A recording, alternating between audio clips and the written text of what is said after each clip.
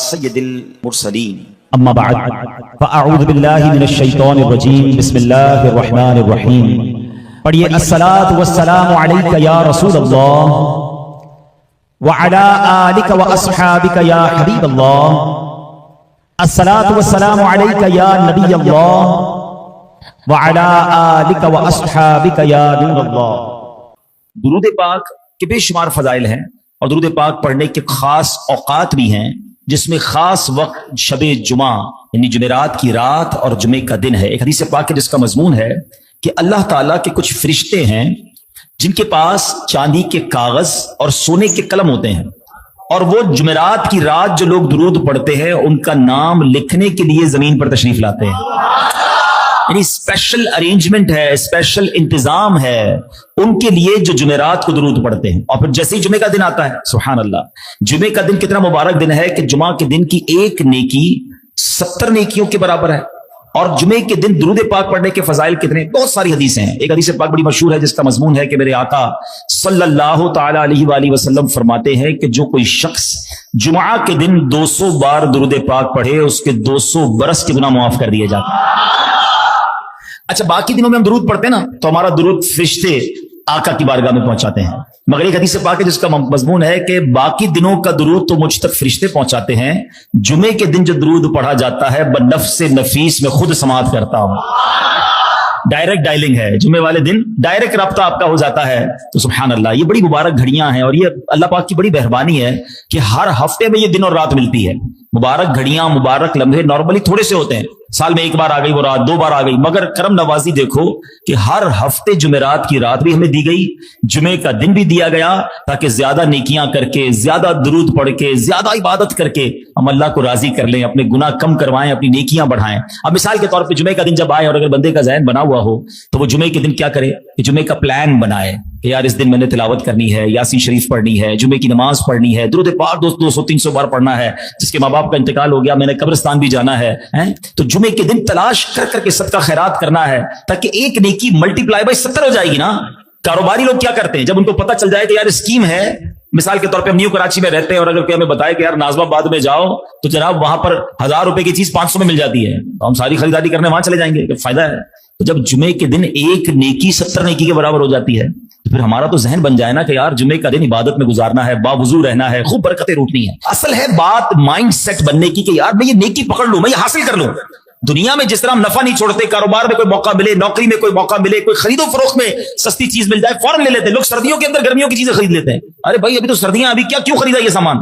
پنکھا خرید لیا بھائی، اے سی خرید لیا، یار سستا مل رہا تھا بعد میں کام آئے گا. گرمیوں میں جیکٹ خرید لیتے ہیں، گرمی میں کمبل، گرمی میں جیکٹ کیوں خریدا؟ یار سستا مل رہا ہے، سردیوں میں کام آئے گا. اس میں دماغ چلتا ہے. نیکیوں میں دماغ اگر چلنا شروع ہو جائے نا کہ یار ایک بار تو زندگی میں ایسا جمعہ ادا کر لوں، آقا نے فرمایا نا، میرے نبی نے فرمایا صلی اللہ تعالی علیہ وسلم، ان کی زبان سے نکلا ہے. اچھا، یہی ذہن، یہی نیکی کمانے کا جذبہ صحابہ کرام میں تھا. سیکھو ان سے کہ ان کو بس موقع ملنے کی دیر ہوتی تھی، فوراً جا کے وہ نیکی پکڑ لیتے، نیکی پر عمل کرنا شروع کر دیتے. تو ان کو لالچ تھی، نیکیوں کی حرص تھی. ہمیں حرص ہے پیسوں کی، مال کی، مرتبے کی، شہرت کی. کاش یہ لالچ، یہ حرص، یہ جذبہ ہمیں نیکیوں میں مل جائے. یار بس کوئی ایک نیکی اور کر لوں، ایک نیکی اور کر لوں، یا تھوڑا سا اور درود پڑھ لوں، تھوڑی سی اور تلاوت کر لوں، تھوڑا اور میں نیکی کا کام کر لوں، میں ایک اور اجتماع میں شرکت کر لوں، ایک مدنی قافلہ اور کر لوں. اللہ کرے یہ ذہن بن جائے. تھوڑے پیسے جیب میں ہیں، نارملی ہمارا کیا ہوتا ہے، یار آج ذرا پیسے ہیں، کیا کرنا ہے، چلو دوستوں کے ساتھ کھانا کھانے چلتے ہیں، چلو یار ذرا نئے کپڑے خرید لیتے ہیں، چلو وہ فلاں پرفیوم خرید. جب پیسے آتے ہیں ہمیں اپنی دنیا کی چیزوں کی پرچیزنگ یاد آتی ہے. صحابہ سے پوچھو جب پیسے جیب میں ہوتے ہیں تو اللہ کی راہ میں صدقہ کرنا یاد آتا ہے. یہی تو وقت تھا نا حضرت عمر فاروق کا، اپنے گھر کا آدھا مال لے کر آقا کی بارگاہ میں پہنچے نا. غزوہ تبوک تھا نا، اور حضرت ابوبکر صدیق نے پھر کیا کیا کہ گھر کا سارا ہی مال آقا کے قدموں پر نچھاور کر دیا. پوچھا گیا ابوبکر کیا لائے ہو؟ کہ حضور جو کچھ تھا سب لایا ہوں. گھر والوں کے لیے کیا چھوڑا ہے؟ صدیق اکبر کہتے ہیں حضور گھر والوں کے لیے اللہ اور اس کا رسول کافی ہے. تو پتہ یہ چلا یہ وہ لوگ تھے جن کو نیکیاں چاہیے تھی، ثواب چاہیے تھا. کمپٹیشن بھی تھا نا، مقابلہ بھی تھا، تو ثواب کا مقابلہ تھا. ہمارا مقابلہ کیا ہے؟ اس نے نئی موٹر سائیکل لے لی، اب میں نے بھی لینی ہے. اس نے نیا موبائل لے لیا، اب میں نے لینا ہے. پاکستان کا ٹور کر لیا، اب میں نے بھی کرنا ہے. ہم ایک دوسرے کو دیکھ کر اسی میں پریشان ہیں کہ یہ آگے بڑھ گیا، میں پیچھے رہ گیا. صحابہ میں بھی تھا کمپٹیشن، مال میں نہیں تھا، سواریوں میں نہیں تھا، گھروں اور برتنوں میں نہیں تھا. ان کا کمپٹیشن تھا نیکیوں کے اندر. یہ آگے بڑھ گیا، میں نے بھی بڑھنا ہے. ایک بار بڑا پیارا واقعہ یاد آ گیا، سبحان اللہ، ایمان تازہ ہوتا ہے جب یہ واقعہ یاد کرتے ہیں. غریب صحابہ تھے، جو صحابہ مکے سے آئے تھے نا، وہ کیا کہلاتے تھے؟ مہاجرین. اور مدینے والے کیا کہلاتے تھے؟ انصار صحابہ. تو مہاجرین صحابہ جو تھے، غریب صحابہ جو تھے، وہ ایک بار نبی پاک علیہ الصلوۃ والسلام کے پاس آئے. کتنی پیاری کمپلین ہے، مگر کتنی پیاری ہے. کہتے ہیں حضور مسئلہ یہ ہے، یہ جو ہمارے صحابہ ہیں، انصار صحابہ، ہم روزہ رکھتے ہیں، یہ بھی روزہ رکھتے ہیں، ہم نماز پڑھتے ہیں، یہ بھی نماز پڑھتے ہیں، ہم تلاوت کرتے ہیں، یہ بھی تلاوت کرتے ہیں، ٹھیک ہے. اب یہ صدقہ کرتے ہیں، ان کے پاس پیسے ہیں، ہمارے پاس پیسے نہیں ہیں. یہ اللہ کی راہ میں خرچ کرتے ہیں، ہم غریب ہیں، ہم کر نہیں پاتے. حضور یہ عبادت بھی ہمارے جتنی کرتے ہیں اور باقی نیکی کے کام پیسوں سے بھی کرتے ہیں. ہم تو غریب پیچھے رہ گئے نا، ہم ان کے برابر میں نیکیوں میں کیسے پہنچیں گے؟ آئے ہائے. یہ نہیں کہا کہ حضور ان کے پاس پیسے ہیں تو ان کے پاس گھر اچھے ہیں، یہ نہیں کہا حضور پیسے اچھے ہیں تو ان کے پاس سواریاں اچھی ہیں، بڑی اچھی خوشبو لگاتے ہیں. نہیں، حضور یہ صدقہ خیرات کرتے ہیں، ہم غریب پیچھے رہ گئے. اللہ اکبر. میرے آقا کی تربیت دیکھیں صلی اللہ تعالی علیہ وسلم. نبی پاک نے یہ نہیں فرمایا چلو یہ پیسے لو تم بھی ان کے برابر ہو جاؤ. نہیں، آقا نے فرمایا اگر میں تمہیں ایسا وظیفہ بتا دوں کہ اگر تم وہ وظیفہ کر لو تو جو نیکیوں میں تمہارے آگے ہے تم اس کے برابر ہو جاؤ. صحابہ کہتے حضور تو زبردست، اچھا ہو گیا، ہمیں بتا دیں. ہمیں کیونکہ پیسے لینے نہیں آئے تھے نا، پوائنٹ سمجھیے گا، وہ مال لینے نہیں گئے تھے، وہ نیکیوں میں مقابلہ چاہتے تھے. تو آقا نے فرمایا تمہیں وظیفہ بتا دیتا ہوں، وظیفے پہ عمل کرنا، تم برابر ہو جاؤ گے. حضور ضرور بتائیے. کہ پیارے آقا علیہ السلام نے فرمایا 33 بار سبحان اللہ، 33 بار الحمدللہ، 33 بار اللہ اکبر پڑھ لیا کرو، جو تم سے نیکیوں میں آگے ہے تم اس کے برابر ہو جاؤ گے. اب یہ صحابہ بہت خوش ہو گئے نا، کیونکہ ان کو ان کا مقصد مل گیا. یہ باہر گئے، پھر آئے. اب پتہ کیا کہتے ہیں؟ کہتے ہیں جو آپ نے وظیفہ بتایا نا، یہ امیر صحابہ نے بھی سن لیا ہے.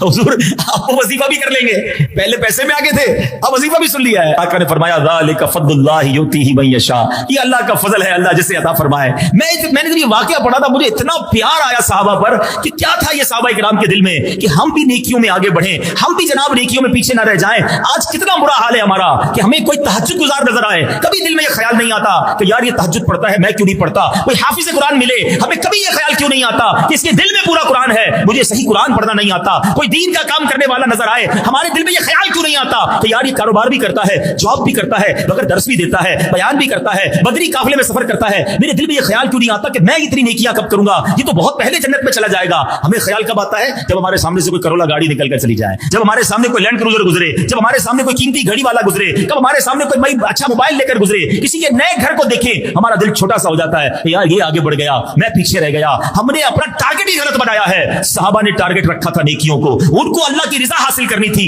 ہم دنیا کے پیچھے بھاگنے والے بن گئے. اے میرے پیارے اسلامی بھائیوں، جو بات چلی تھی جمعے کی نیکیوں سے، جو بات چلی تھی زیادہ ثواب کمانے کا حرص اور ذہن ہونا چاہیے، وہ کمال کی بات ہے کہ ذہن یہ بنا لو کہ میں نے اگر کمپٹیشن کرنا ہے، اگر مقابلہ کرنا ہے تو نیکیوں میں کرنا ہے. اپنے سے زیادہ نیک آدمی کو دیکھ کر مجھے نیک بننے کا جذبہ بیدار کرنا ہے. انشاءاللہ پھر دیکھیں دنیا کتنی آسان ہو جاتی ہے. اللہ سے میں دعا کرتا ہوں رب کریم ہمیں نیکیوں کی حرص عطا فرما، ہمیں نیکیوں کی لالچ عطا فرما. مال کی، دنیا کی اور شہرت کی لالچ ہمارے دلوں سے دور کر دے. اے اللہ محبت دے دے، نیک اعمال کی محبت دے دے، تیرے حبیب کا سچا عشق عطا کر دے اور نیکیوں میں ہمارا دل لگا دے. اگر زندگی میں یہ حاصل ہو گیا تو پھر زندگی بڑی کمال کی ہوگی. اللہ کریم ہم سب کو جمعرات کی رات اور جمعہ کا دن کثرت کے ساتھ عبادتیں کرنے کی اور بالخصوص زیادہ سے زیادہ درود پڑھنے کی توفیق عطا فرمائے. آئیے مل کر محبت کے ساتھ با آواز بلند درود پاک پڑھ لیجئے. صلو علی الحبیب علی محمد صلی اللہ علیہ وسلم.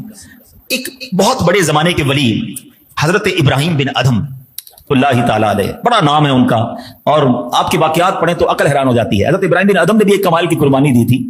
آپ کے بارے میں آتا ہے جب ایک زمانے میں بادشاہ تھے، بلخ کے بادشاہ تھے، اور آپ کی بادشاہی کا عالم یہ تھا، بہت بڑا محل، بڑے وزیر، جیسے نارملی بادشاہوں کا جاہ و جلال کر و فر ہوتا ہے. مگر آپ کی اصلاح کا سبب کیسے بنا کہ ایک اللہ والے، ایک بزرگ آپ کے دربار میں آئے اور دربار بڑا عالیشان سجا ہوا تھا. تو اس بزرگ نے آ کر کہا کہ یہ مسافر خانہ ہمیں اچھا نہیں لگا. حضرت ابراہیم بن ادھم نے بڑا تعجب کیا کہ میرا اتنا بڑا محل، میں بادشاہ، یہ میرے وزراء، تمہیں یہ مسافر خانہ لگتا ہے؟ کہا اچھا یہ بتاؤ تم سے پہلے یہاں کون رہتا تھا؟ فرمایا اس محل میں میرے والد رہتے تھے. اس سے پہلے کون رہتا تھا؟ اس سے پہلے میرے دادا رہتے تھے. اس سے پہلے کون رہتا تھا؟ میرے پردادا رہتے تھے. بزرگ نے کہا بتاؤ پھر مسافر خانہ کسے کہتے ہیں؟ ایک آتا ہے، دوسرا چلا جاتا ہے، دوسرا آتا ہے تو پھر پہلا چلا جاتا ہے. مسافر خانہ اسی کو تو کہتے ہیں. آپ کو بڑی چوٹ لگی، یار بات تو بڑی پتے کی کہی ہے، یہ تو سب چیزیں چلی جائیں گی، میں بھی دنیا سے چلا جاؤں گا. رات سوئے تو چھت پر کسی کے محل کی چھت پر چلنے کی آواز آئی. دیکھیے اللہ پاک کیسے کسی کی اصلاح کا سامان کرتا ہے. تو آپ نے کہا چھت پہ کون گھوم رہا ہے؟ اوپر سے آواز آئی ہمارا اونٹ ہو گیا ہے، وہ تلاش کر رہے ہیں. تو آپ نے کہا پاگل آدمی، کیا چھت پر بھی اونٹ ملتے ہیں؟ تو اوپر جو شخص تھا اس نے آواز لگائی کیا نرم بستر پر بھی اللہ کی معرفت ملتی ہے؟ ہائے ہائے، دل پر پہلے ہی شام کو چوٹ لگی تھی، رات کو ایک اور چوٹ لگی. آپ نے بادشاہت کو ترک کیا، اللہ کی راہ میں مال خرچ کیا اور خود ویرانے میں چلے گئے، عبادت کرنے لگے. आफ्टर सम टाइम, कुछ अरसे के बाद एक और शख्स गुजरा, एक और बादशाह गुजरा। देखा जमाने के बादशाह हजरत इब्राहिम बिन अदम एक दरिया के किनारे बैठकर अपनी गुदड़ी को सी रहे हैं। कहा, इब्राहिम इतने बड़े बादशाह थे, इतने महल, इतने नौकर चाकर सब छोड़कर ये क्या कर रहे हो? ये कैसी जिंदगी गुजार रहे हो? आपके हाथ में एक सुई थी, आपने वो सुई निडल दरिया के अंदर डाल दी और फरमाया, ऐ मछलियों मेरी सुई ला कर दो। थोड़ी देर हुई तो कई 100 मछलियां बाहर निकली, सबकी चोंच में सुई है। कोई चांदी की सुई लेकर आया है, कोई सोने की सुई लेकर आया है। आपने कहा, ये नहीं, मुझे मेरी सुई चाहिए। एक और मछली आई और आपकी सुई आपके कदमों में डाल दी। हजरत इब्राहिम बिन अदम ने उस बादशाह से